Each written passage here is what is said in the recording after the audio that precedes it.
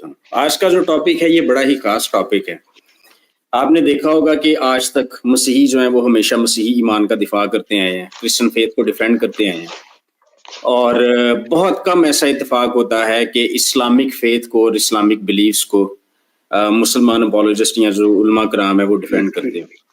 حکیم صاحب جو ہیں وہ داد کے مستحق ہیں اپریسیشن کے, اس لیے کیونکہ اس ٹاپک پر میں نے کافی دیر سے چیلنج کیا ہوا تھا, لیکن کوئی بھی جو مسلمان اسکالر ہے میرے ساتھ ڈبیٹ نہیں تھا کر رہا. اور یہ ایسا ٹاپک ہے جس پہ اردو زبان میں ابھی تک باقاعدہ کوئی ڈبیٹ نہیں ہوئی. This is happening for the first time. پہلی دفعہ یہ ڈبیٹ ہو رہی ہے اس ٹاپک کے اوپر, اور میں سمجھتا ہوں کہ حکیم صاحب نے بڑی جرت کا مظاہرہ کیا ہے کہ وہ قرآن کے ڈیفینس کے لیے, قرآن کا دفاع کرنے کے لیے, اس کو ڈیفینڈ کرنے کے لیے سامنے آئے, اور خصوصی طور پہ بڑا ایک کروشل سبجیکٹ ہے کنٹراڈکشنز کا. اب اس میں میرا دعویٰ کیا ہے, میرا کلیم کیا ہے؟ اگر آپ قرآن شریف کا مطالعہ کریں, سورہ نساء 4 نمبر سورت اور اس کی 82 نمبر آیت ہے, 82 نمبر آیت, اس میں لکھا ہے بھلا یہ قرآن میں غور کیوں نہیں کرتے؟ اگر یہ خدا کے سوا کسی اور کا کلام ہوتا تو اس میں بہت سا اختلاف پاتے.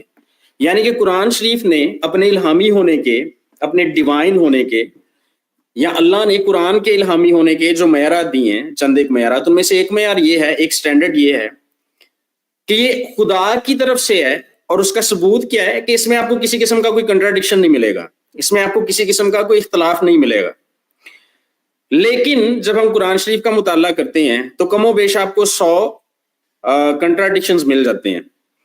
آج ہم سب پہ نہیں بات کر سکیں گے, لیکن جتنے مخصوص وقت میں, محدود وقت میں جتنوں پر ہم بات کر سکیں گے ان کو ضرور زیر بحث لائیں گے. میں اس میں پریزنٹ کروں گا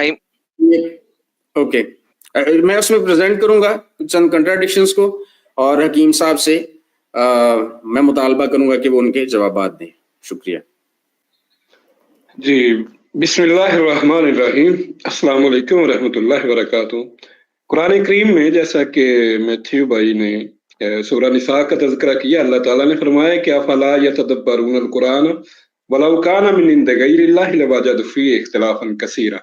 کیا یہ لوگ قرآن میں تدبر نہیں کرتے ہیں؟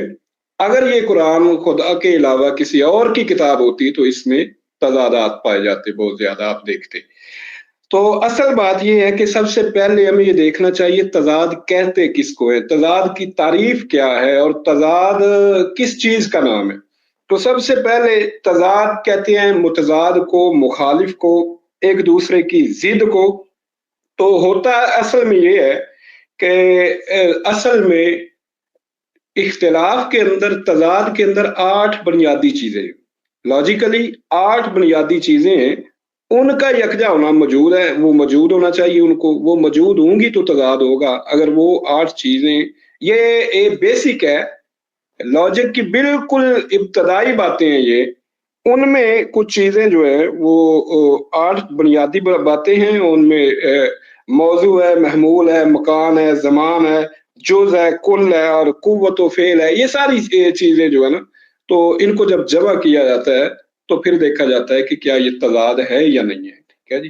تو عموماً ہوتا یہ ہے کہ لوگ بیسک لاجک سے لا علم ہوتے ہیں اور وہ یہ سمجھ لیتے ہیں کہ یہ تضاد ہے, حالانکہ یہ تضاد ہوتا نہیں ہے. اور میرا یہ دعویٰ ہے کہ قرآن کریم میں کوئی ایک بھی تضاد نہیں ہے.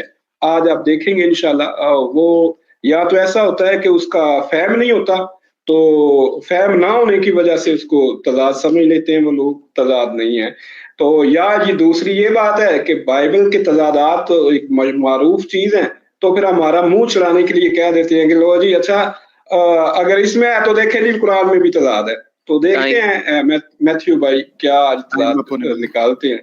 تو میں یہ گزارش کروں گا کہ آپ ضرور قرآن کریم کو کریٹیسائز کریں. اگر آپ کو جی قرآن پہ اعتراض ہے, اسلام پہ اعتراض ہے, میں ہر وقت دستیاب. جی ٹائم ہو گیا.